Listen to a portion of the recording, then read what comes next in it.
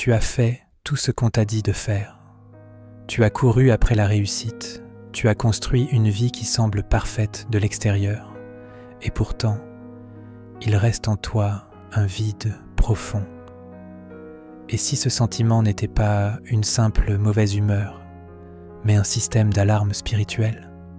Et si ce vide n'était pas le signe que tu es brisé, mais le signe que ton âme était nostalgique d'une vie pour laquelle tu as réellement été créé? Une ancienne histoire, celle du refus du paradis, pourrait bien révéler la racine de ce malaise moderne et surtout le chemin surprenant pour revenir à la maison que ton âme cherche depuis toujours. Nous vivons à une époque de confort inégalé, pleine d'opportunités, et pourtant, une épidémie silencieuse de vide intérieur se répand. Nous essayons de remplir ce vide avec ce que la culture moderne propose. Réussite professionnelle, nouveaux appareils, divertissement sans fin. Mais ce sont des aliments spirituels ultra transformés. Ils donnent un petit boost, mais ils ne nourrissent jamais vraiment. Nous défilons les stories et les vies parfaites des autres. Nous ressentons ce pincement d'envie. Et même quand on atteint ce qu'ils ont, le vide est toujours là. C'est comme posséder une voiture de course et ne rouler que dans un parking bondé. Le moteur tremble, non pas parce qu'il est cassé, mais parce qu'il est fait pour la piste. Il est conçu pour la vitesse et le sens. De la même manière, ton âme n'est pas agitée parce qu'elle est défectueuse, mais parce qu'elle a été créée pour quelque chose de bien plus grand que le petit parking des ambitions modernes. Le problème n'est pas la voiture, c'est l'environnement. Alors, comment réparer cela? Pour trouver le remède, il faut revenir au commencement.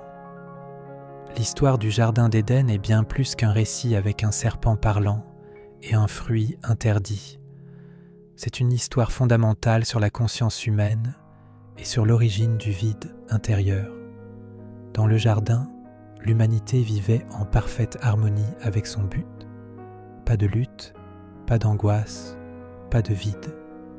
Mais un choix est venu. Et ce choix n'était pas simplement de manger un fruit, c'était d'échanger une vie connectée à Dieu contre l'illusion du contrôle personnel. C'est le moment où l'humanité a dit « Ma sagesse vaut mieux que la sagesse infinie. Ma volonté vaut mieux que la volonté de Dieu. » Ce rejet du paradis a créé le premier vide, une séparation d'avec la source même du sens. Ce sentiment d'être coupé, isolé, un peu perdu, ça a commencé là. Ce n'était pas un événement unique, c'est un schéma qui se répète à travers l'histoire. Regarde le roi Saül. Il avait été choisi par Dieu, mais il a préféré suivre ses propres plans. La conséquence n'a pas été un éclair du ciel, mais un effondrement intérieur. La Bible dit que Dieu le rejeta comme roi. Et la vie de Saül s'est transformée en spirale de peur, de paranoïa et de quête désespérée de sens. Il avait tout extérieurement, pouvoir, statut, richesse, mais il était torturé par le même vide intérieur parce qu'il s'était coupé de son but divin. C'est la même sécheresse spirituelle dont parle Salomon dans l'Ecclésiaste, un sentiment que tout est vanité, poursuite du vent. Quand nous troquons la direction divine contre nos objectifs personnels, nous nous déconnectons de la source de la vie. Nous finissons dans un désert intérieur, comme les Israélites qui ont erré 40 ans dans le désert parce qu'ils ont cessé de croire. Si cette idée d'une ancienne vérité qui éclaire nos vies modernes te parle, abonne-toi et continue ce chemin avec nous. C'est un voyage non seulement pour comprendre le problème, mais pour retrouver la complétude. La bonne nouvelle, c'est que l'histoire ne s'arrête pas au vide. Le même message qui pose le diagnostic donne aussi le remède, et ce remède repose sur la grâce, pas la perfection. Jésus a laissé une invitation ouverte.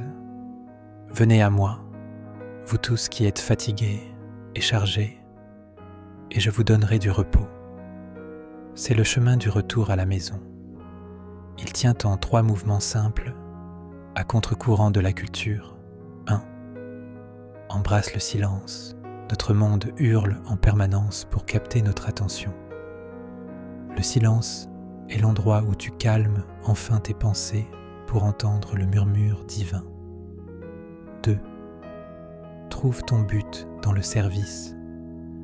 La culture dit « Prends soin de toi d'abord ». L'ancien chemin dit « Donne-toi ».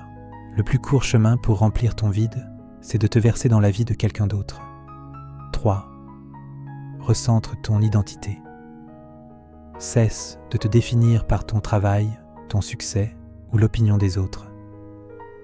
Ancre-toi dans ta valeur éternelle. Tu es un enfant de Dieu, voulu, aimé, créé pour un but éternel. Ce vide que tu essayais d'éviter n'est pas une malédiction, c'est une miséricorde, un appel sacré, un signal de Dieu, te rappelant que la maison que tu recherches existe vraiment. Tu es à un carrefour. Continuez à remplir un vide infini avec des choses finies, ou te retourner, retrouver les anciens chemins et commencer le voyage vers la paix, le but et une vie réellement pleine. Le choix t'appartient.